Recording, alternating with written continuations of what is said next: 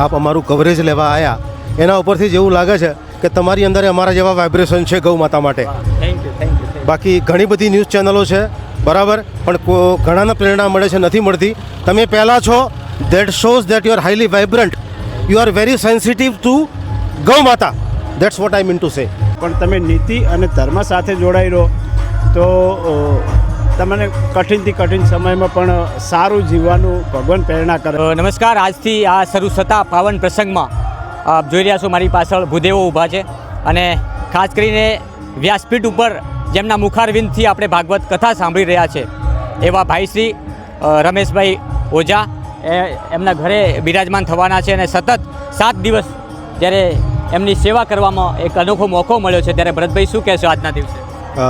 નમસ્કાર. એક તો આપ અમારું કવરેજ લેવા આવ્યા એના ઉપરથી જ એવું લાગે છે કે તમારી અંદર અમારા જેવા વાઇબ્રેશન છે ગૌ માતા માટે. Thank you.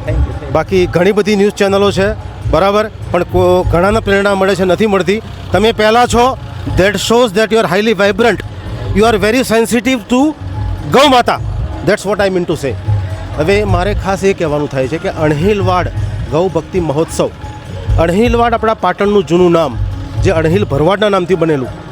અણહિલ ભરવાડ આ જગ્યામાં ગાયો ચારતો હતો હજારો વર્ષ પહેલાં. એવો સંગમ આજે સરસ્વતી નદીના કિનારે માનનીય પૂજ્ય જે દિનેશભાઈ અમારા દિનશા એટલે ગોવાળીઓ જ કહેવાય, મારો અત્યારનો અણહિલ ભરવાડ કહેવાય દિનેશભાઈ. એટલે આ બધું એવું સરસ સંયોજન થયું છે કે અણહિલવાડ ગૌ ભક્તિ મહોત્સવ, અમે એને મહોત્સવ નામ આપ્યું.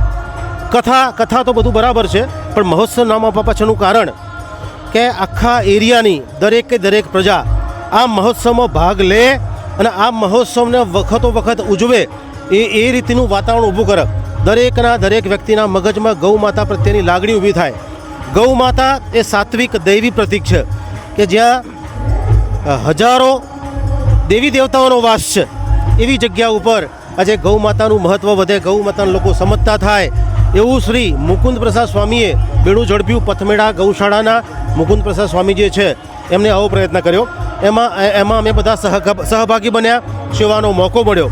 પૂજ્ય ભાઈશ્રીને તો હું એવું કહું છું કે જેમ શિવ રામ કૃષ્ણ ભગવાનનું સ્વરૂપ છે, તો ચોથું સ્વરૂપ ભાઈશ્રીનું કહેવાય. શિવ રામ કૃષ્ણ અને ભાઈમાં એટલો ડિફરન્સ છે કે શિવ રામ કૃષ્ણ એમનો આત્મા છે, બોડી નથી. ભાઈશ્રી અત્યારે આત્માના બોડી સ્વરૂપે છે. ભાઈશ્રીનું જ્યારે શરીર નહીં હોય અને ખાલી આત્મા હશે ત્યારે શિવ રામ કૃષ્ણ પછી ભાઈશ્રી લખાશે. એટલે હું એટલું મહત્ત્વ આપું છું ભાઈશ્રીને કે દૈવી સ્વરૂપ, ભાગવત સ્વરૂપ અને ચોથા ભગવાન. આભાર આપનો. ભરતભાઈ વિશેષ વાત કરવી છે કે આજે આ આટલા મોટા વિશાળ જગ્યામાં જેમ અલગ પંડાળ હોય છે, આપણે ઘણી જગ્યાએ સાંભળતા હોય છે કોઈ મોટી કથાનું પ્રારાયણ થતું હોય છે ત્યારે આપણે કહીએ કે આ પંડાલમાં અહીંયા વ્યાસપીઠ છે, પરંતુ આજે અહીંયા મેં વહેલી સવારે અહીંયા આવ્યો જોયું, મને અહીંયા પંડાલ ના લાગ્યો, મને અહીંયા સાક્ષાત વૃંદાવન લાગ્યું. બિલકુલ. વૃંદાવન, ગોકુલ, કૃષ્ણ કમૈયાના ધામ છે બધા. ગાય માતા, કૃષ્ણ, પૂજ્ય ભાઈશ્રી દિનેશભાઈને હું એ ગણું છું, દિનશાને, અમારા ભાવેશભાઈ, અમારા લલિતભાઈ, અહીં બેઠેલા બધા મિત્રો, અમે બધા ગોવાળીયાઓ છીએ. આ બધા ગોવાળીયાઓ છીએ અને અમારો સંચાર કરનાર દિનશા અને ગૌ પ્રતિક. એટલે અમારા આવું બધું આવી જાય એટલે બધું આવી જાય સાહેબ, બરાબર. આ બધા પ્રતિકો હોય. અમે કપિલા ગૌ માતાની જે પૂજા કરી એમાં બધા દેવો આવી ગયા, બધા દેવો અંદર આવી ગયા, અમારી એવી ભાવના છે. બિલકુલ. આભાર ભરતભાઈ અમારી સાથે જોડાવા બદલ. મારી સાથે એક મારા મિત્ર પણ જોડાયા છે, જેમને તો તમે ફેસથી જ બધા ઓળખી લીધા હશે, કારણ કે ગુજરાતની આપણી કોકિલ કંઠી, આપણી ગુજરાતની કોયલ કિંજલ દવે એમના પિતાશ્રી છે લલિતભાઈ, મારા બહુ જૂના મિત્ર છે. જ્યારે હું એમની સાથે હતો ત્યારે પણ એ વ્યક્તિ, જ્યારે કિંજલબેન નાના હતા ત્યારે પણ એ વ્યક્તિ ધાર્મિક હતા. આજે આટલા મોટા સ્ટેજ ઉપર છે, આટલું મોટું નામ છે, ત્યારે એમની જે ધાર્મિકતા છે આજે પણ નથી છોડી. આજે અહીંયા પોતાનો મને લાગે છે કે 2-4 દિવસથી મેં એમના વિડીયો જોઉં છું કે સતત અહીંયા આ કાર્યક્રમને ઉજાગર કરવા માટે પોતે પણ અહીંયા હાજરી આપી રહ્યા છે. લલિતભાઈ શું કહેશો? સતત વર્ષો સુધી ધાર્મિકતા સાથે સંકળાયેલું રહેવું એ આ કળિયુગમાં એક પ્રતીતિ કરાવે છે કે આપણી અંદર રામ છે. બસ ધર્મ સાથે જોડાઈ અને જીવન જીવવું એ જ જીવન છે. અને શું કહેવું, સમય એટલે ઉપર નીચે થતો રહે, પણ તમે નીતિ અને ધર્મ સાથે જોડાઈ રહો તો તમને કઠિનથી કઠિન સમયમાં પણ સારું જીવવાનું ભગવાન પ્રેરણા કરે છે. અને સારા સમયમાં તો ભગવાન ના કરે તો આપણે યાદ કરવા પડે, કારણ કે કઠિન સમયમાં જ્યારે ભગવાનને પ્રેરણા કરી હોય અને આપણને સારી રીતે નકે ઘણા લોકો આપઘાત કરતા હોય છે, પણ આપણને ભગવાને પ્રેરણા કર્યો કે નહીં, તમે થોડી ધીરજ રાખો, હું તમારી સાથે જ છું. અને બસ એવી જ રીતે આ ગૌશાળામાં આ એક એવી ગૌશાળા છે કે અહીંયા હું ઘણા વર્ષોથી જોડાયેલો છું. કિંજલબેન પણ ઘણીવાર આવે છે, ઘણા બધા મિત્રો, અને જેટલા મિત્રો છે અહીંયા કોઈ નિસ્વાર્થ ભાવે જોડાય. કોઈને એવું નહીં કે ભાઈ મારું નામ બોલાય, મારો ફોટો લાગે.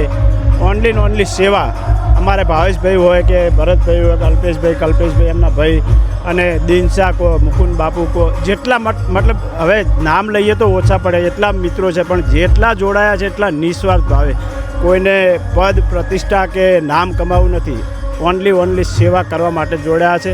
અને સેવા પણ અહીંયા એવી થઈ રહી છે કે તમે આજુબાજુ 150 કિલોમીટર સુધી ફોન કરો, 200 કિલોમીટર ફોન કરો તો એમ્બ્યુલન્સ પહોંચી જશે અને ગૌ માતાને લાવી, અને બધી પાછી બીમાર ગૌ માતા. એવું નહીં કે ભાઈ દૂધ દોઈ અને વેચવાનું અને ઘી વેચવાનું એવું કોઈ નથી.